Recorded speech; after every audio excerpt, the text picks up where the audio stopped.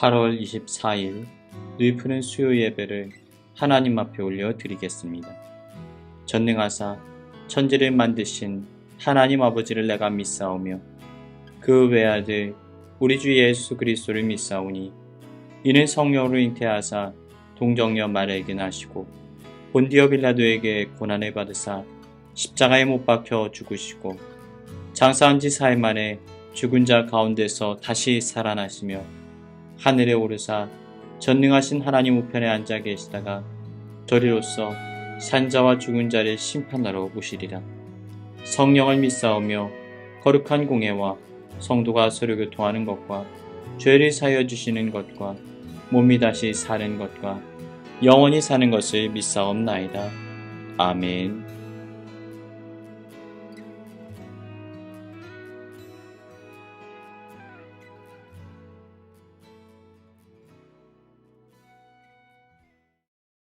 오늘 히브리서 8장의 말씀을 가지고 하나님의 은혜의 말씀을 나누겠습니다. 히브리서의 저자에 대해서는 우리가 정확하게 알려진 바가 없습니다.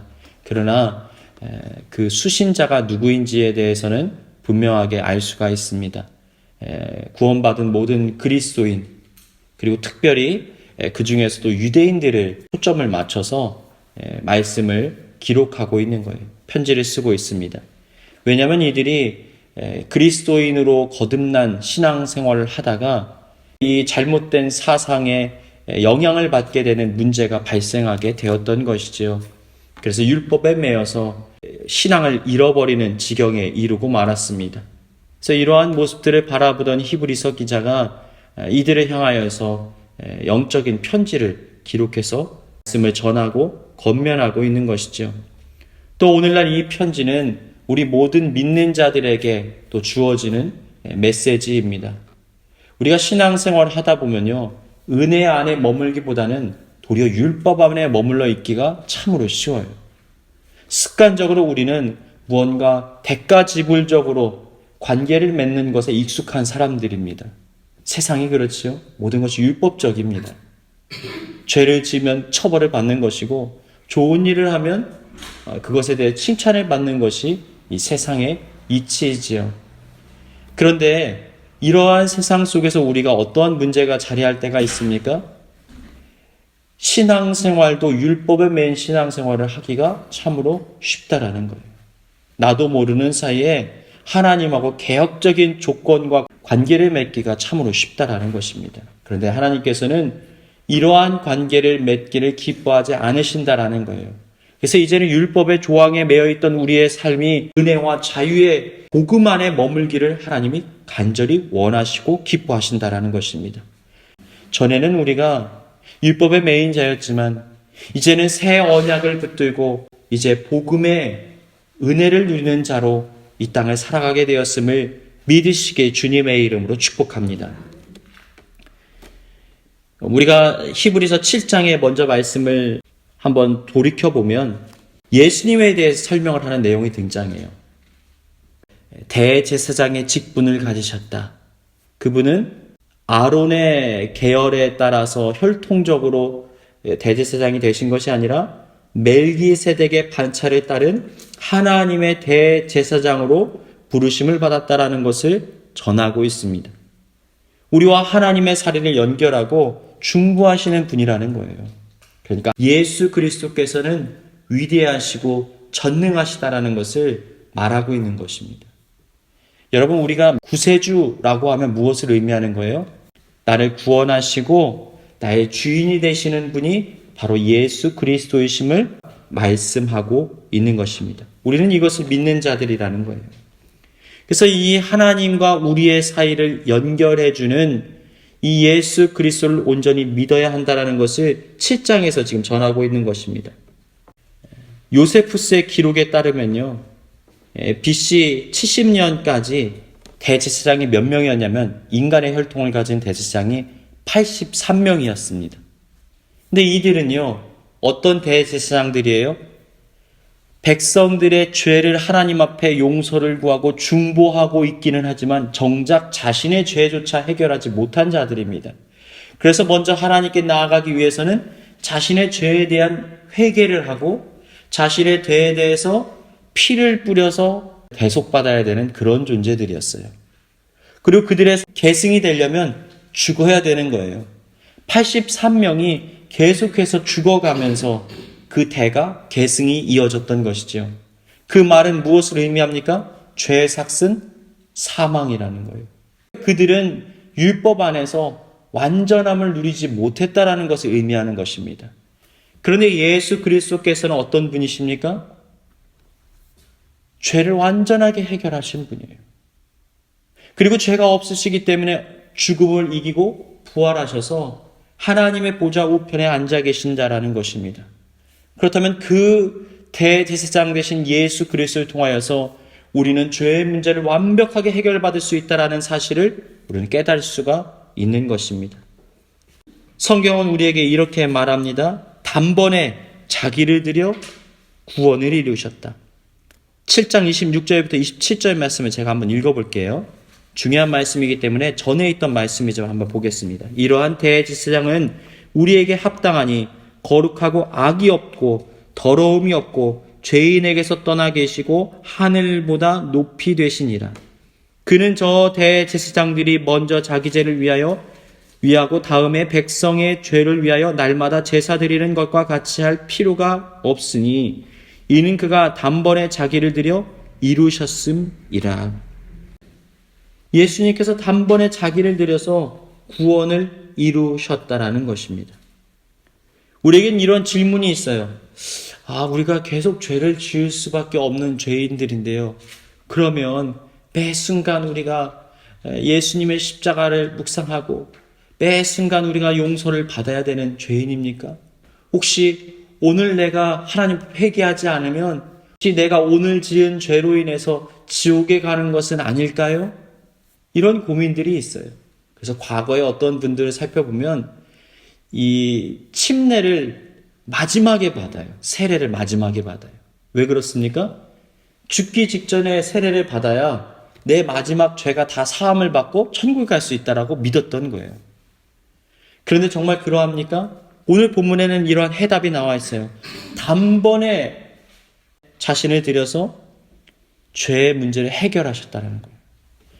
우리가 지은 과거의 죄, 현재의 죄, 앞으로의 모든 죄까지도 단번에 죄를 해결하셨다라고 말씀하고 있는 것입니다. 물론 우리가 회개하지 말라는 의미는 아니에요. 우리가 잘못이 있다면 하나님 앞에 용서를 구해야 돼요. 회개합니다 하고 죄로부터 돌이켜야 됩니다. 그러나 근본적으로 우리의 죄의 문제가 어떻게 된 거예요? 해결이 되었다는 거예요. 그래서 우리는 죄인이 아니라 의인으로 칭함을 받는 복된 삶을 살아갈 수 있게 되었다는 것입니다. 자, 이제 히브리서 8장 말씀 계속해서 살펴보겠습니다. 이 히브리서 8장에는 성소의 이야기를 가지고서 예수 그리스도의 영적인 권위를 설명하고 있는 거예요. 땅에 있는 육신의 세속의 성전과 그리고 하늘에 있는 본질의 그 성소, 이것을 가리켜서 지금 말씀을 전하고 있는 것이죠. 결국 예수님께서는 하늘의 성소, 본질을 주관하시는 분이라는 사실을 지금 기록하고 있는 것입니다. 그러니까 이 땅에 있는 것들을 유대인들은 굉장히 추종하고 따르는 거죠. 땅에 있는 대제사장을 믿고 따릅니다. 그런데 이것이 어디서 왔냐는 거예요. 이것은 하늘로부터 온 것이라는 거예요. 그러니까 이 땅에 있는 것은 단지 그림자와 같은 것이지 본질은 하늘에 있다. 그러나 이 본질을 주관하시는 분이 대제사장이신 예수 그리스도시다라는 것을 오늘 말씀 속에서 지금 우리에게 전하고 있는 것입니다. 자, 6절 말씀 한번 보겠습니다. 5절과 6절 말씀 한번 보겠습니다. 5절과 6절 한번 읽어볼까요? 시작. 그들이 섬긴 것은 하늘에 있는 것의 모양과 그림자라 모세가 장막을 지으려할 때에 지시하신 바와 같으니 이르시되 산과 모든 것을 산에서 내게 보이던 물을 따라 지으시라 하셨느니라. 그러나 이제 그는 더 아름다운 직분을 얻으셨으니 그는 더 좋은 약속으로 세우신 더 좋은 언약의 중보자시라. 아멘. 그러니까 땅의 것은 하늘의 모형을 따라 지은 그림자와 같은 거라는 거예요. 그런데 이 하늘의 것을 가지고 예수 그리스도께서 이 땅에 오셨다라는 것입니다.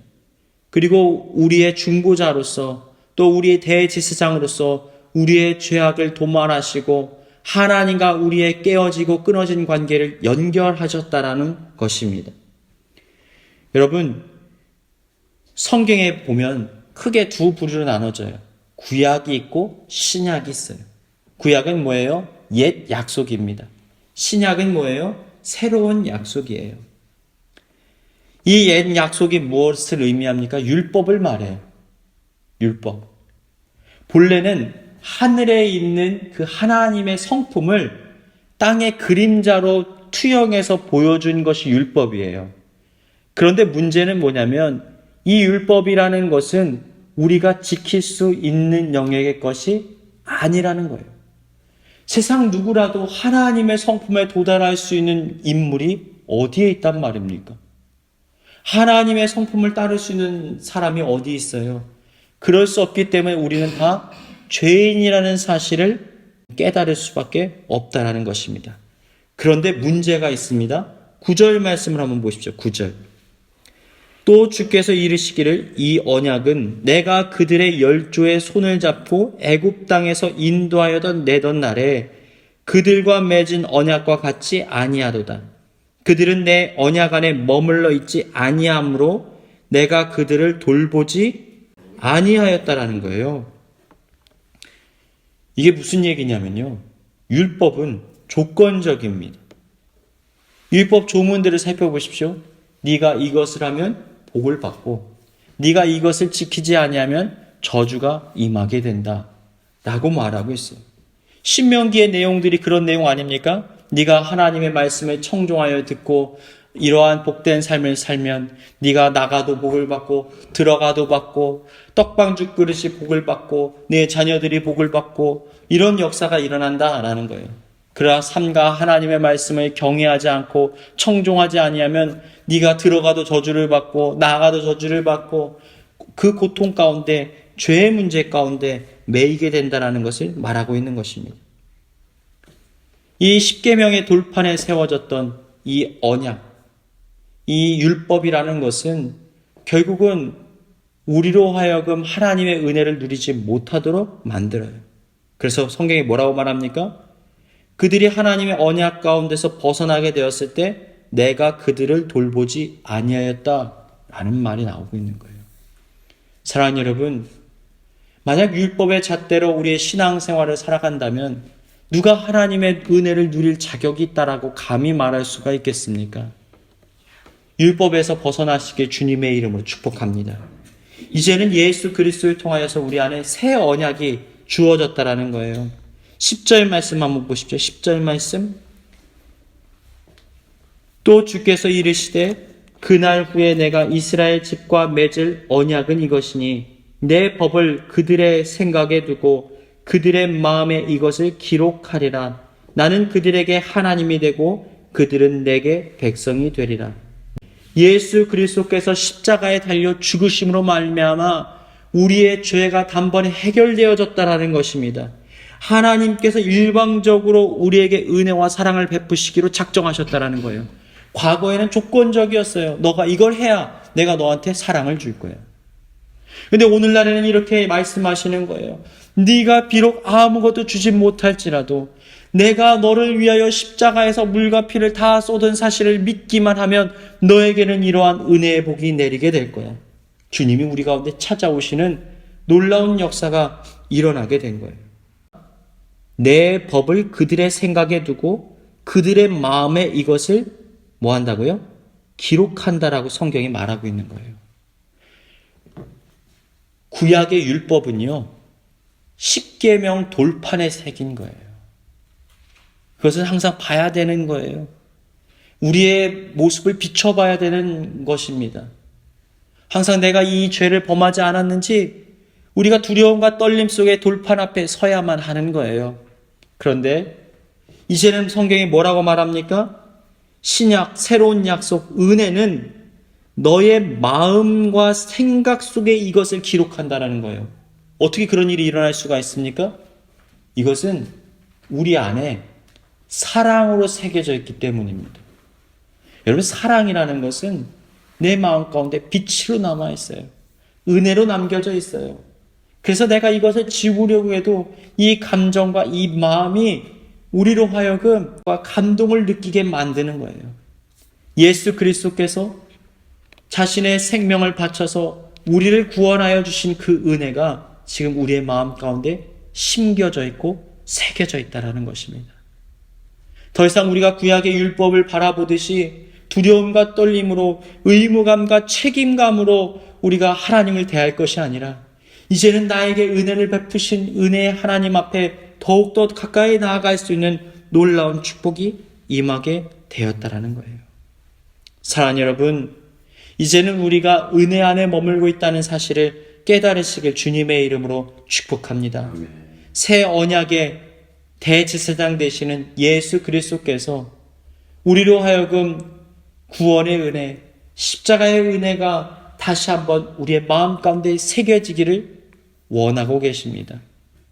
이제는 율법의 메인 존재가 아니라 은혜 안에 참 자유자로서 오늘을 살아가는 복된 인생 되시길 주님의 이름으로 축복합니다. 저는 이 8장 말씀을 묵상하면서요, 이런 생각이 떠올랐어요. 분명히 하늘의 본향에 이 성소가 있다라고 지금 성경이 말씀하고 있잖아요. 장막이 있다라고 말씀하셨어요. 대제사장이신 예수님께서 이 땅에 오심으로 말미암아 하늘에 있던 이 본질적인 그 장막이 이 땅 가운데 우리에게 열리게 된 거예요. 마치 예수님께서 탄생하실 그때 작은 말구에 누였던 그 모습을 떠올리게 됩니다. 마치 그 모습이 지성소와 같다라는 느낌을 지울 수가 없어요. 이제는 우리가 하늘의 것을 예수 그리스도를 통해서 직접적으로 누릴 수 있는 은혜가 임한 것이 아닌가, 그런 생각이 떠오릅니다. 오늘도 이 은혜 안에 또 십자가의 사랑 안에 거하는 복된 삶을 살아가는 저와 여러분이 되시길 주님의 이름으로 축복합니다.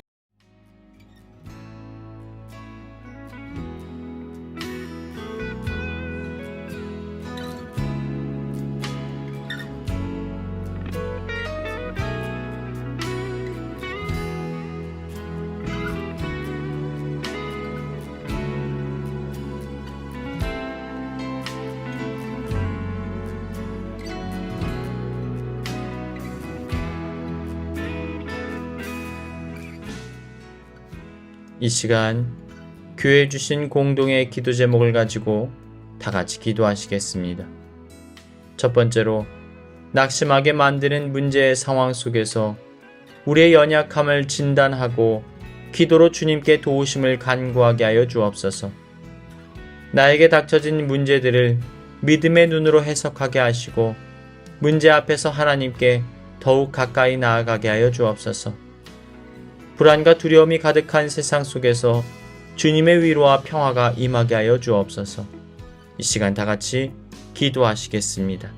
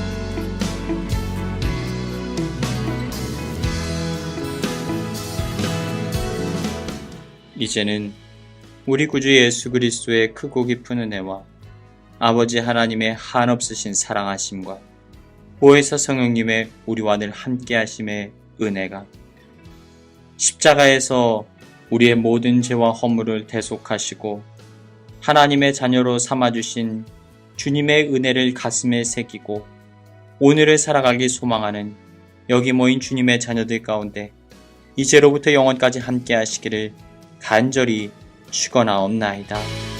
아멘.